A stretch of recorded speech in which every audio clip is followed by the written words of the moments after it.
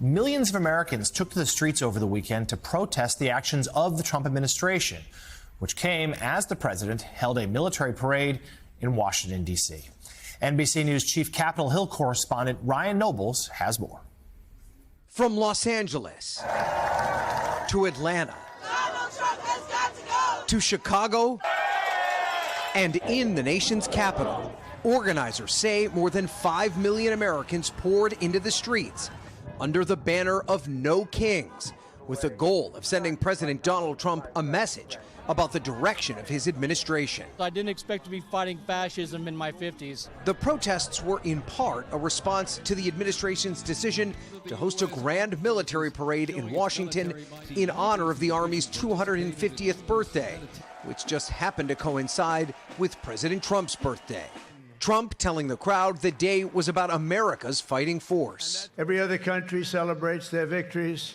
It's about time America did too. The parade crowds were moderate amid intermittent rain and intense security all around the route, with those there calling the event a success. It's patriotic. It's amazing.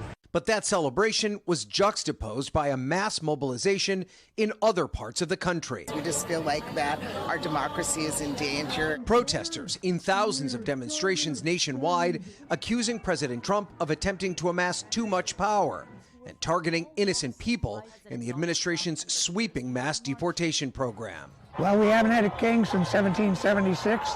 We want to keep it that way. Though largely peaceful, police say one person died when gunfire erupted at a protest in Salt Lake City, while in some others, demonstrators clashed with law enforcement. More than 30 were arrested in Denver. And in Los Angeles, after days of tension and conflict, police accusing protesters of throwing rocks, bottles, and fireworks at officers. The city's downtown area remains under an 8 p.m. curfew as police attempt to keep the peace. NBC's Ryan Nobles with that report. And joining us now, Democratic Senator Tammy Duckworth of Illinois. She's a member of the Senate Armed Services and Foreign Relations Committees and is also an Iraq War veteran and recipient of the Purple Heart. Senator, thank you so much for being here this morning. The vast majority of these No Kings protests were very peaceful and the crowds were huge.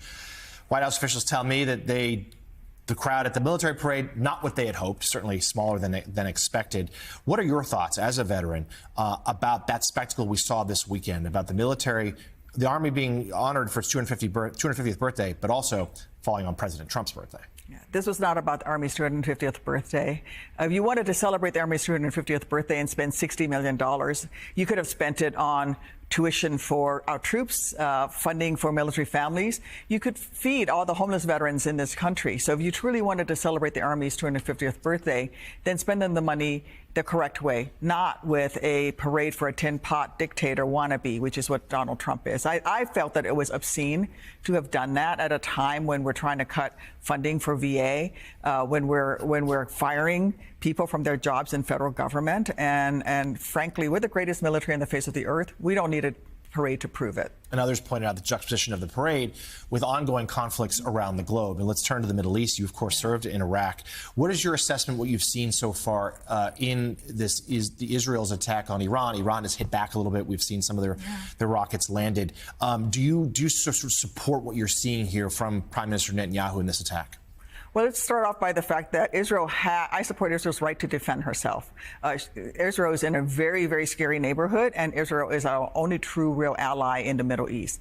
That said, we got here because Donald Trump pulled us out of the Iran nuclear deal, allowed Iran to continue to work towards refining more uranium, grow their nuclear program. So it's not surprising that Israel would hit back. That said, we need to urge both sides to work towards peace.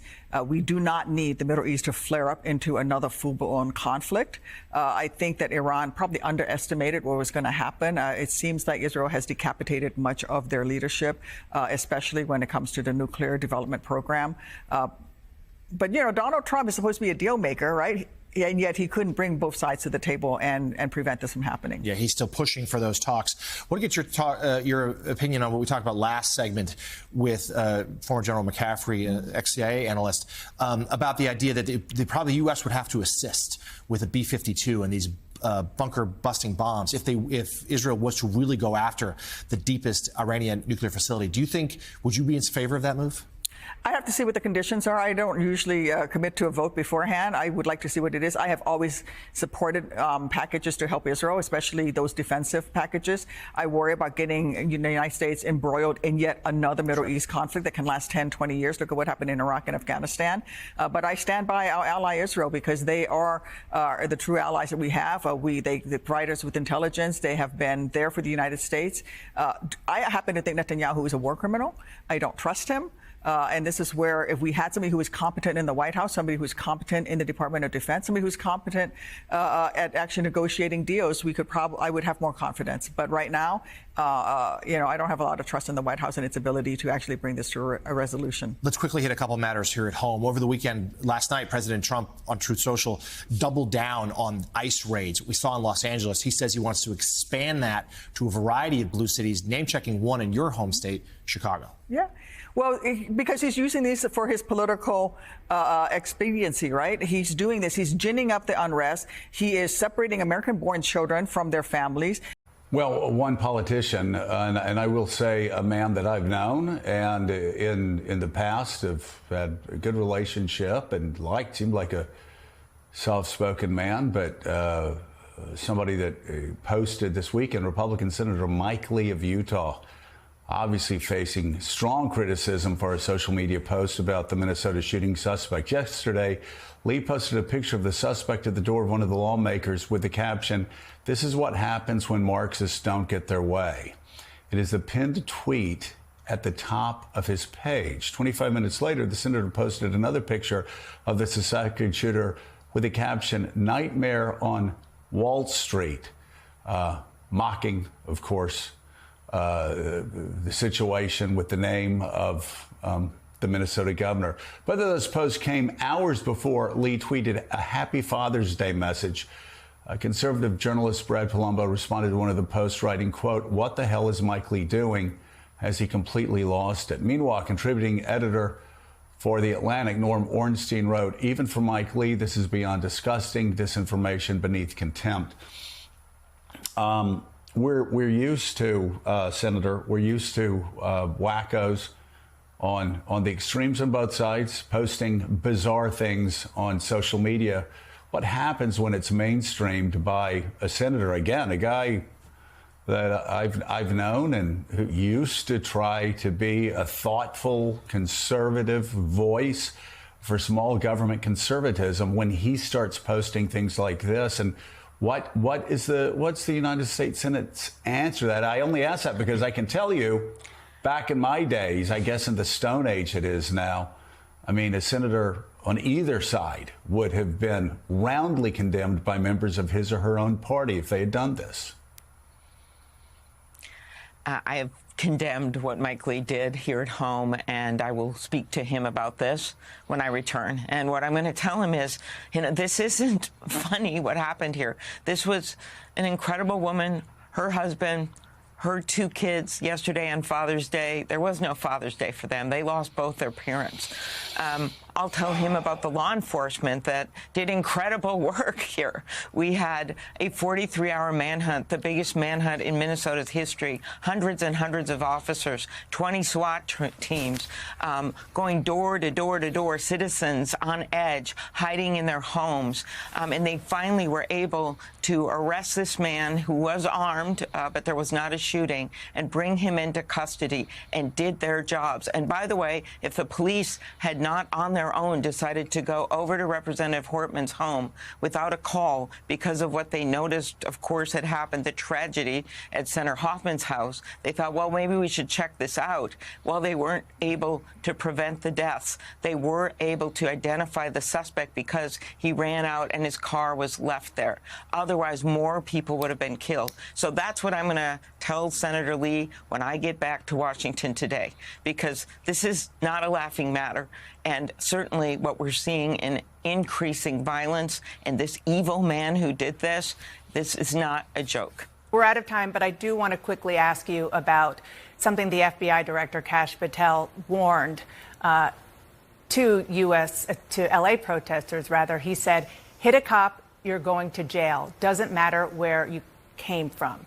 This is from a director who supported the president pardoning all the rioters, including the ones who beat up police officers who were defending the Capitol, defending you on January 6th. What did you make of that? Mm-hmm. Well, let me say first off, I welcome the statement. It's a correct statement. We simply cannot allow or stand by while people in the midst of protests assault law enforcement officers. It's one of the reasons I thought the president was wrong to pardon people who assaulted police officers on January 6th. But look, this is a time when, we're in the wake of not only those events of 4 years ago, but we've seen political violence against Jewish peaceful protesters. We saw 2 assassination attempts against President Trump on the campaign trail. We saw the governor of Pennsylvania's home attacked, and then that despicable attack that claimed the lives of the Minnesota state representative Hortman, her husband, and injured 2 of her colleagues. Our prayers are with them, but this is a moment when we need to make it very clear that anyone who would ever use violence, whether it be against law enforcement or political violence of any kind, must be condemned universally, and people need to be held to the strictest account of the law. Thank you, sir. Thank you for coming on, and I hope you have a happy Father's Day. Thank you, Dana. Up next. People are fed up with Trump. A lot of people are fed up with how Trump is acting, with what he's been doing. They've given up on him since the military parade and the conduct over the weekend, because it demonstrates not only Trump's abuse of the public taxpayers' dollars, right? But also just Donald is weaponizing hate. He's weaponizing violence. The military, again, it's not I don't know if I can say the word, the thing in your pants. It's not a thing in your pants measuring contest. That's not what it is. At least that's not what it should be. It's not about showing your enemies, I got a bigger thing than you, and so I'm the bigger man than you, except Trump is substituting the thing for the military and looking to people around the world, but also, most troublingly, people in his own country being like, I'm the big man in charge, and you better bend the knee to me. In the context of people being harmed in the street, U.S.